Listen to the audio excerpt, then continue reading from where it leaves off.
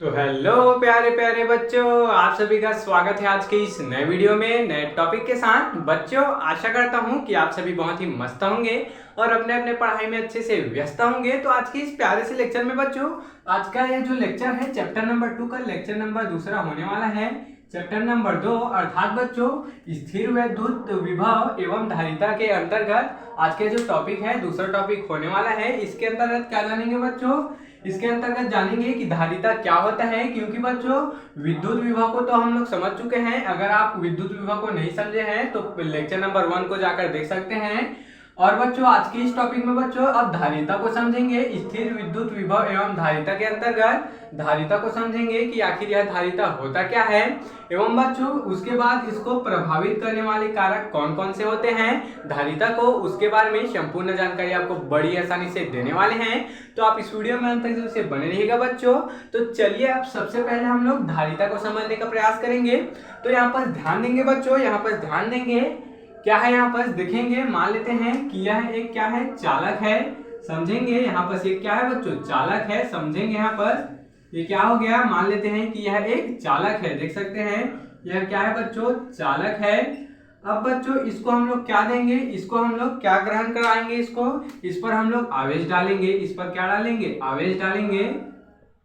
इस पर क्या डालेंगे बच्चों, आवेश डालेंगे। तो बच्चों यह जो चालक है वह कितना आवेश ग्रहण कर लेता है उसी को क्या कहते हैं बच्चों, इसके आवेश ग्रहण करने की क्षमता को ही क्या कहते हैं, धारिता कहते हैं। देख सकते हैं बच्चों कोई एक चालक है और इसको हम क्या देंगे, आवेश देंगे। आवेश देंगे, क्यों देंगे, तो इसमें बच्चों इस चालक में जो ग्रहण करने की क्षमता होगी आवेश को, उसी को धारिता कहते हैं। धारिता का अर्थ है ये बच्चों धारण करना, अर्थात बच्चों यह क्या धारण करते हैं, आवेश को धारण करते हैं, इसी कारण इसको धारिता बोल देते हैं। तो देख सकते हैं अब परिभाषा सही समझने का प्रयास करेंगे बच्चों। किसी चालक द्वारा आवेश ग्रहण करने की क्षमता को ही धारिता कहते हैं। देख सकते हैं बच्चों किसी चालक द्वारा आवेश को ग्रहण करने की जो क्या होती है बच्चों, क्षमता होती है। ग्रहण करने की जो क्षमता होती है उसी को क्या कह देते हैं, इसी को ही धारिता कह देते हैं। धारण करने की जो क्षमता होती है इसी को धारिता कह देते हैं। तो इसको अब मिटा देते हैं बच्चों। देख सकते हैं धारिता यहाँ पर क्लियर हो चुका है। आशा करता हूँ कि आपको धारिता तो समझ में आ गया होगा।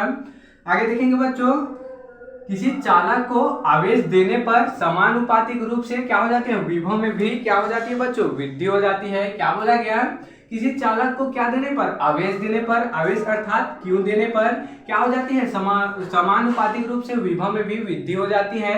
समानुपातिक रूप से अर्थात बच्चों समानुपात में क्या हो जाएगा, v आ जाएगा, क्योंकि बच्चों विभव में भी क्या हो जाती है, वृद्धि हो जाती है। यहाँ पर बोला गया है जैसे जैसे आवेश बढ़ाएंगे तो इसका जो क्या है बच्चों, विभव है उसमें भी बढ़ोतरी होने लगेगा। इस प्रकार से धारिता का सूत्र क्या हो जाएगा बच्चों, C इक्वल टू क्या हो जाएगा, धारिता को किससे प्रदर्शित करते हैं, C से।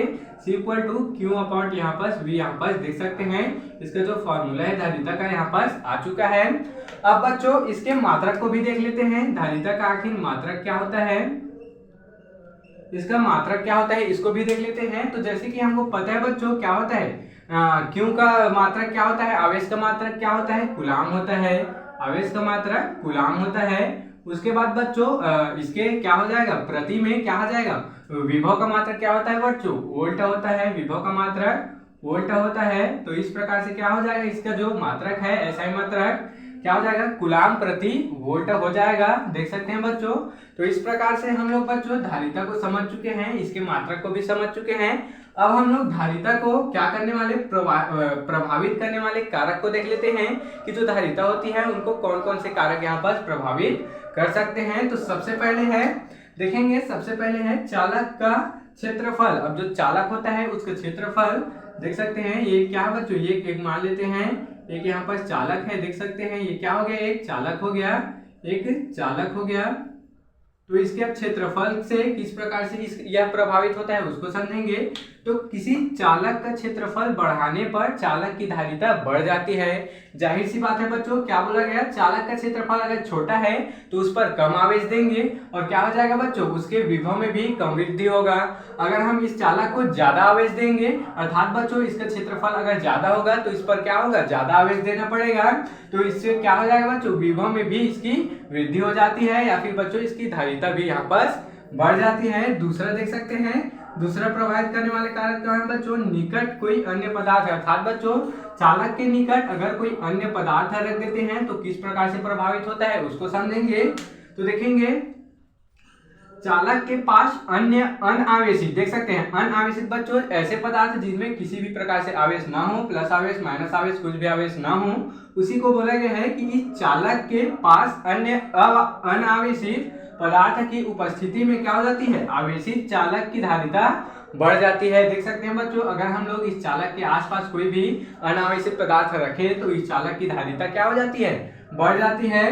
तीसरा देख सकते हैं बच्चों, तीसरा प्रभावित करने वाले कारक चालक के चारों तरफ परावैद्युतांक का माध्यम हो। और देख सकते हैं बच्चों अगर चालक के चारों तरफ क्या हो, के हो, अर्थात परावैद्युतांक का माध्यम हो तो किस प्रकार से प्रभावित होता है, देखेंगे चालक की धारिता के गुनी हो जाएगी। देख सकते हैं अगर बच्चों चालक के चारों तरफ क्या हो, परावैद्युतांक माध्यम हो, उसका जो माध्यम है वह परावैद्युतांक हो तो क्या हो जाती है बच्चों, उसकी जो धारिता होती है वह के गुनी हो जाती है, अर्थात परावैद्युतांक के गुणा में यहाँ पर हो जाता है। तो इस प्रकार से बच्चों आज के इस प्यारे से लेक्चर में, लेक्चर नंबर 2 में, चैप्टर नंबर 2 का लेक्चर नंबर 2 में क्या समझ चुके हैं, धारिता एवं इनको प्रभावित करने वाले कारक के बारे में संपूर्ण जानकारी आपको दे चुके हैं। आप इसके स्क्रीनशॉट यहाँ पर ले सकते हैं।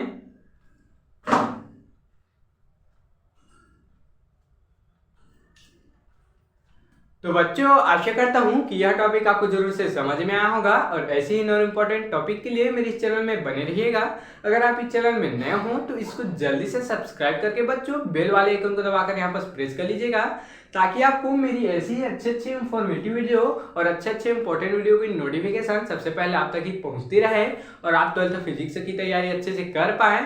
और बच्चों बायोलॉजी के जितने टॉपिक हैं उसको हम लोग कवर कर चुके हैं, आप मेरे चैनल पर जाकर उसको अच्छे से समझ सकते हैं। तो चलिए बच्चों फिर मिलते हैं किसी नेक्स्ट वीडियो में नए टॉपिक के साथ, तब तक के लिए जय हिंद जय भारत।